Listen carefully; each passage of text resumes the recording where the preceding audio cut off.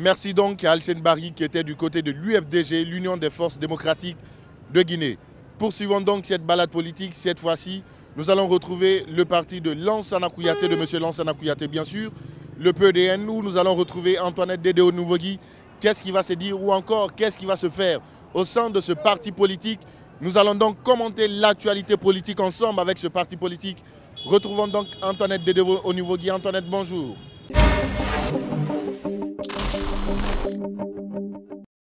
Alors bonjour Félix, bonjour à nos téléspectateurs. Ici et maintenant avec nous, M. Lansana Kouyaté, président du PDN. Il va donner son avis sur l'actualité majeure de la semaine qui a marqué ce pays. Il faut dire, Monsieur le Président, vous avez observé avec brio le mariage, comme je le disais tantôt, entre le RPG et l'UFDG, surtout lors de la grande réunion des G58. Alors, dites-nous comment votre parti a accueilli cette actualité majeure.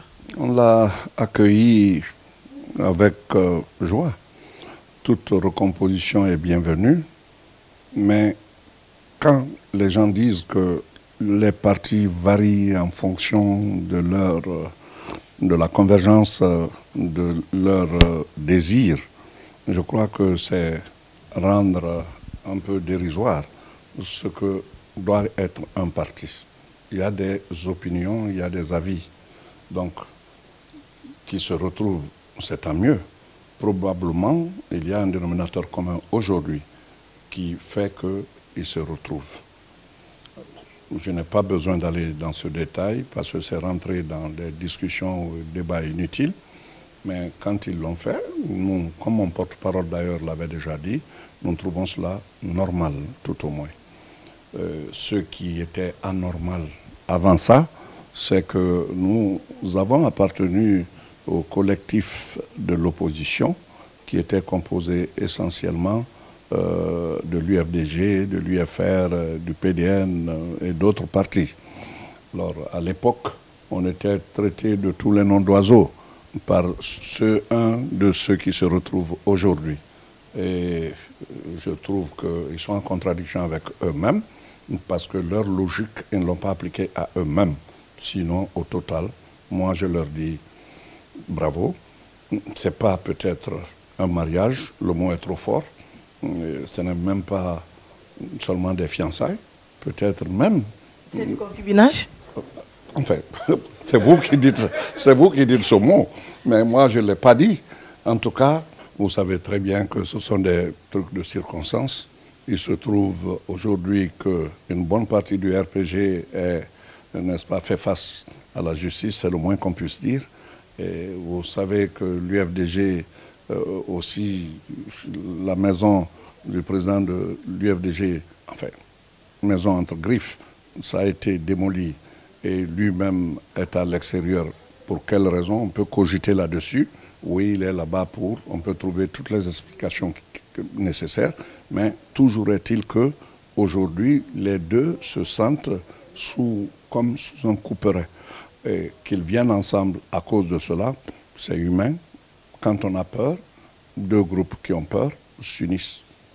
Alors, les 36 mois sont validés par le Conseil national de la transition et pourtant l'article 77 de la charte stipule que ce chronogramme doit être pris en commun accord avec la société civile, toutes les forces vives de la nation, mais ce qui n'a pas été fait, entre guillemets, selon les G58 alliés du RPG Arc-en-Ciel.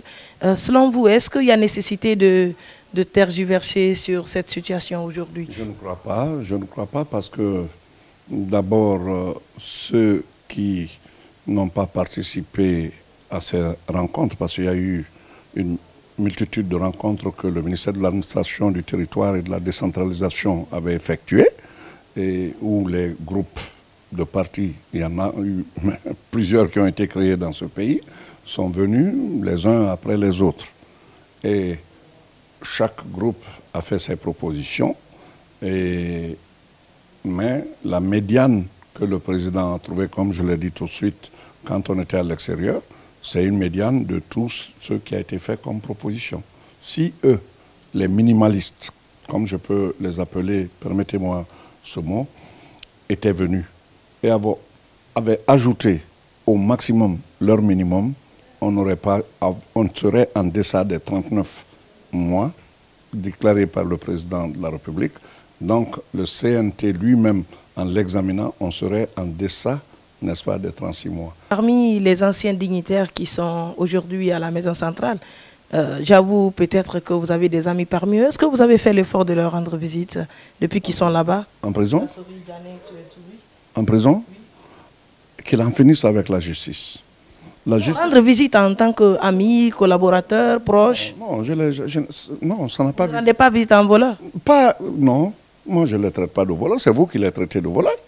Pour l'instant, ils n'ont pas été jugés. Il faut qu'ils soient jugés pour qu'ils soient coupables ou non coupables. La présomption d'innocence n'est pas un vain mot. On est innocent jusqu'à ce que la culpabilité soit prouvée. Cette culpabilité n'est pas prouvée encore. Je ne les traite pas de voleurs, non. Non, mais vous ne les rendez pas visite non plus. Mais on est obligé d'aller rendre visite à... Ami, un proche, c'est normal de rendre visite à ses proches. Mes relations avec chacun d'eux. Non, justement, mais quand même, vous vous connaissez. Oui, voilà, mais c'est normal de les rendre visite. Vous leur avez rendu visite? Moi, je n'ai pas de lien avec... je suis une petite journaliste. Non, vous n'êtes pas une petite. Vous tenez ça, espace, c'est un grand nom. Mais moi, je vous dis la vérité. Si vous voulez maintenant que je vous mente, je dis, je n'ai pas rendu visite à mes amis, mes nombreux amis qui sont là-bas, je ne leur ai pas rendu visite. Quand la justice dira son dernier mot et quand ils sont libérés ou condamnés, alors le temps d'attente va s'effacer. On peut rendre visite à un prisonnier qui reconnaît déjà face à la justice qu'il est coupable. On peut rendre visite à quelqu'un qui était censé être condamné, mais dont l'innocence a été prouvée. En ce moment, il ne trouve pas à redire. Quand on va aujourd'hui, tout ça là, c'est quoi? De la démagogie. Alors avec nous, le président du PEDN, M. Lansana Kouyaté. Terminons en parlant de cette dernière actualité. Le CNRD qui interdit toute manifestation de masse politique, surtout en Guinée, pendant 3 ans. Est-ce une façon de restreindre la liberté des pauvres citoyens? Non, c'est une façon de sécuriser, n'est-ce pas, le pays, la stabilité du pays, jusqu'à ce que la campagne commence.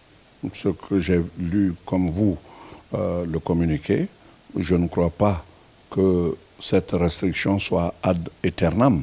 Mais quand on commence déjà à dire on va sortir, on va faire ceci, alors qu'il y a des questions qu'on a vécues dans le passé, comme ça où il y a eu des morts, inutiles d'ailleurs, et qu'on revienne, qu'on veuille faire la même chose, il est normal qu'on dise aux partis, vous avez des sièges. Ces sièges ont été créés, vos permanences, enfin, vous êtes dans aujourd'hui l'édifice du PDN, mais je crois que chaque grand parti en a. Et quand ça avait été interdit par le régime précédent, qui a levé l'interdiction? Ce n'est pas le CNRD. À l'UFDG, c'était interdit par le régime précédent. Mais le CNRD est venu, ils ont levé l'interdiction. Ça veut dire déjà que dans nos périmètres ici, on est en sécurité et l'État est aussi en sécurité. Alors, merci d'avoir répondu à nos questions. Je vous remercie, madame. Alors, c'était tout pour l'émission de cette semaine. Retour sur le terrain avec Félix Minimono. Merci donc à Antoinette Dédé Onivogui qui était du côté du PEDN de M. Lansana Kouyaté. Terminons donc cette émission ensemble du côté du mouvement politique pour le développement. Cette fois-ci avec Abdoulaye Diallo. Nous allons retrouver encore Alsen Barry qui va conduire cette interview. Bonjour Félix, bonjour à tous. C'est peut-être un nouveau front que vient d'ouvrir le CNRD avec les acteurs politiques, notamment le G58, concernant le chronogramme de la transition. Et aujourd'hui, nous sommes venus à la rencontre d'un acteur politique presque pas connu. C'est le MSD, Mouvement pour la solidarité et le développement. Avec lui, nous allons camper l'actualité politique de notre pays concernant cette durée de la transition, mais aussi les démolitions, si on peut le dire ainsi, des maisons à l'intérieur du pays et dans la capitale. Bonjour et bienvenue. D'accord, je vous le disais, nous sommes avec le leader du MSD, Mouvement pour la solidarité et le développement. Avec lui, nous allons camper l'actualité politique de notre pays, mais surtout son parti. Et bonjour monsieur. Bonjour. Rappelez-nous votre nom d'abord. Dr Abdoulaye Diallo Balalkoim, président du MSD, comme vous avez dit, membre de la CORED. Dites-nous d'abord réellement qui est docteur Abdoulaye Diallo. Dr Abdoulaye Diallo, c'est un enfant de Koing, Tougué, qui a fait ses études primaires à Koing et qui a terminé à Boufossou, dans Massanta, faire 2 ans là-bas avant de rejoindre la Yougoslavie pour faire la médecine de 1979 à 1990. Parallèlement, vous êtes aussi médecin, si je comprends. Je suis médecin, je suis docteur, c'est-à-dire je suis hépato-gastro-entérologue, enseignant à la faculté de médecine de Conakry. D'accord, mais félicitations. Parlez-moi brièvement de votre parti. Est-ce que vous avez participé à des élections? Non, pas encore. En fait, nous avons eu l'agrément le 6 octobre 2011. Et vous savez, l'éducation est plus intéressante et plus importante que nous, que tout. Mais en fait, nous, chez nous, ici en Guinée, on est habitués à la mamaya, aux manifestations, aux réceptions somptueuses, sans message, sans discours. Nous sommes en train de parfaire notre discours, d'enseigner notre projet de société, de parfaire notre programme de gouvernement, pour qu'une fois au pouvoir, qu'il n'y ait pas de surprise et que tous les membres du MSD partagent la même conviction. C'est ça notre créneau. D'accord, il n'a pas participé à une élection d'abord dans notre pays, mais on va revenir maintenant sur l'actualité politique de notre pays. Le CNRD qui entérine vraiment les 36 mois et interdit toute manifestation politique dans notre pays. Aujourd'hui, quelle est la réaction de votre parti? La façon dont d'abord le CNRD est venu, d'abord, on ne connaît pas qui est membre du CNRD, le CNT. C'est toute l'armée. Non, ça ne peut pas être. La responsabilité n'est jamais collective.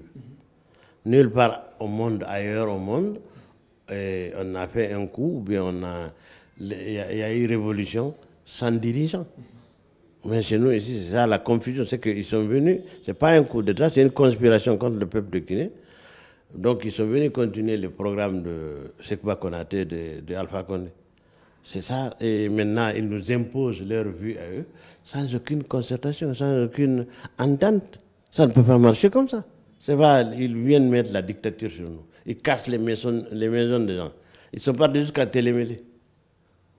Combien de brousses et de broussailles ils ont dépassé? Bon, ailleurs dans le monde et partout, en Afrique. Au Nigeria, on a changé de capitale. À Dakar, on a construit une ville jumelle, Diamniadio. Nous ici, nous sommes toujours en train de se demander pour le terrain de 15-20. C'est pas honteux? C'est honteux. Là, c'est un autre débat, mais revenons vraiment sur l'actualité. Donc, pour vous, vous préconisez combien de mois? Combien d'années ou bien combien de mois? On avait déjà bien travaillé au niveau de la CORED. Vous avez préconisé combien de temps? Au niveau du CPP, avec la NAD, que la transition devait se dérouler soit 18 mois ou 24 mois, à partir du 5 février, l'installation du CNT, à partir du 5 février. Le reste, là, on a donné ça en bonus de 5 septembre au 5 février. On va continuer toujours dans cette interview. Par exemple, par rapport aux manifestations, vous pensez que malgré tout, vous êtes prêt à aller appeler à des manifestations? Écoutez, il faut manifester. La façon dont je parle, je suis en train de manifester. Les manifestations de rue? De rue, attention, il faut qu'on change, parce que ça n'a rien produit. Depuis 2007, depuis presque l'an 2000, on est en train de manifester, on tue des gens, ainsi de suite, et il n'y a pas de résultat. On peut très bien manifester, mais il faut vraiment qu'on essaye de s'entendre. Parce que les coalitions, là, ça ne travaille pas. Il n'y a pas de finalité. Le Guinée est habitué à se réunir sans rien faire. Et maintenant, à se congratuler sans rien. Maintenant, les autres, là, les militaires sont venus, sans aucun programme. Donc, il faut qu'on travaille sérieusement.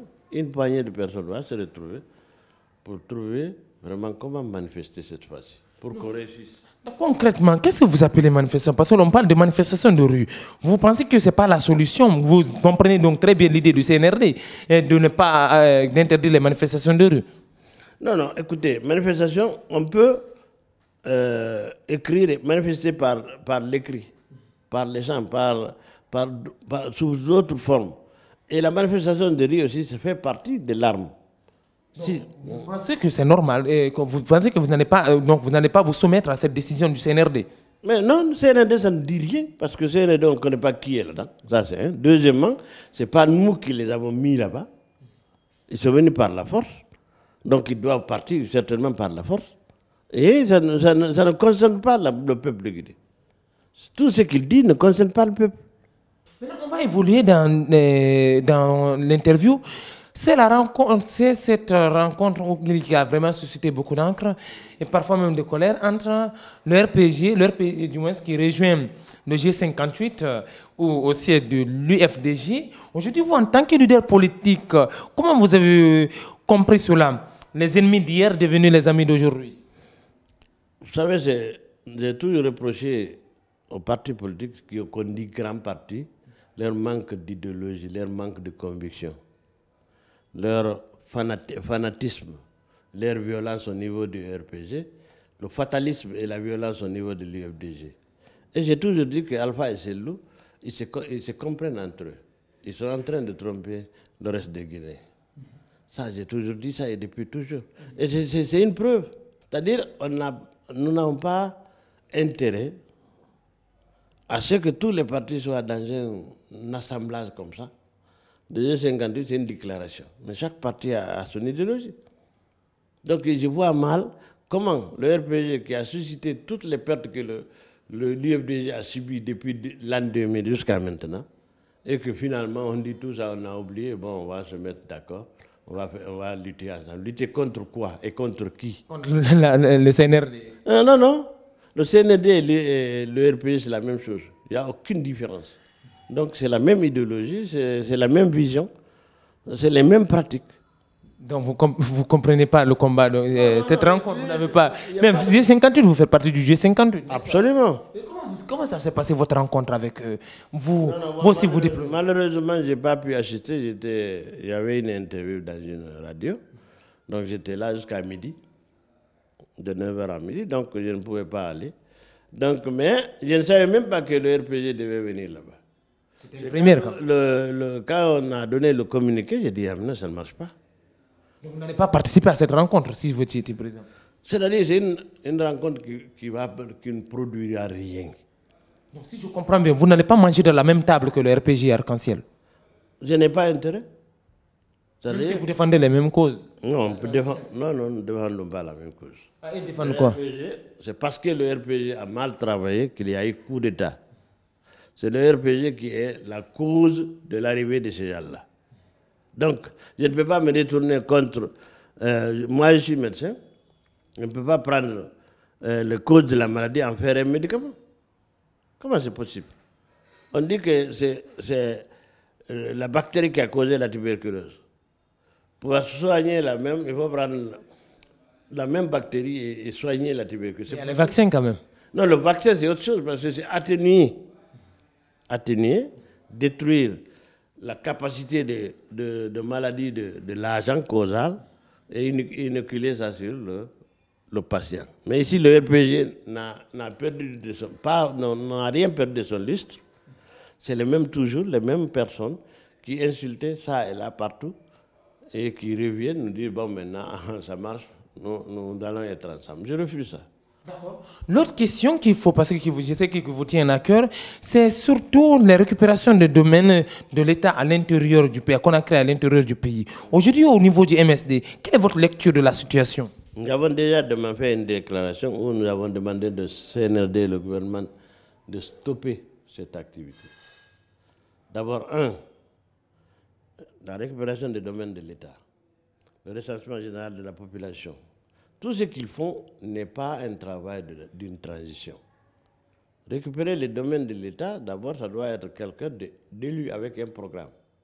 Moi, par exemple, ce soir, je dis aux Guinéens, bon, en tout cas, quand je serai élu, je vais récupérer tous les domaines de l'État.